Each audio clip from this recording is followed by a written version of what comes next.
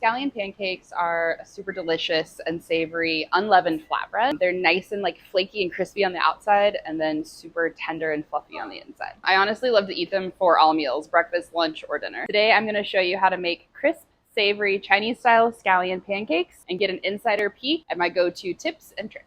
With any homemade dough or homemade bread, you definitely want to give yourself some time. These scallion pancakes will need about 30 minutes for the dough to actually rest. Once that dough is done resting, the dish comes together like that. It's very simple, very approachable, very forgivable, which is fantastic. The only thing with the scallion pancakes is that you want to make sure you give yourself enough space to actually work with the dough and roll out the dough. A traditional roux that you're probably used to hearing about is just like a cooked mixture of flour and fat that's used to help thicken sauces, thicken soups, etc. The roux that we're actually using here is a cold mixture of oil and flour and a little bit of salt. And then you're gonna brush it on the scallion pancakes. It's gonna help to create these like kind of nice little laminated flaky layers in the dough. And it's also gonna help the scallions actually adhere to the pancake. Make sure you read the recipe and then reread the recipe. This will really help prevent any kind of like surprises or like panicky moments, help you really familiarize yourself with the recipe itself. Make sure that your station or your like work area is set up. You have all of your mise en place and everything ready. And then the last bit is just practice. All right, so first things first, in a large bowl, you're gonna combine your flour, hot water, and salt. Mix that until well combined, and then just let the dough cool slightly. Once the dough is cool enough to handle, you're gonna knead the dough by firmly pressing down and away, folding it over itself, and then repeat this, rotating 90 degrees after each fold until the dough is kind of firm and it can be rolled into a ball. You're gonna tightly cover it with plastic wrap, set it aside to rest for 30 minutes. Now that the dough has rested, we're gonna divide it into 2 balls. On a lightly floured surface, we're gonna go ahead and roll each ball out into an 8-inch wide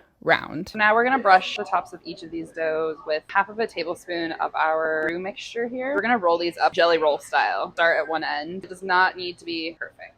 We're gonna coil, kind of like pinch a little bit, seam side down. I'm just gonna start to coil these little guys up. And once you get to the end, you're just gonna kind of tuck that end under and just like gently press. So now we have our 2 little coils. Roll our coiled doughs out. Grab some of the flour on the surface. Our second layer of our roux, the layer we're gonna add the scallions to. Now we have our scallions here. We're gonna divide between the tops of both of these.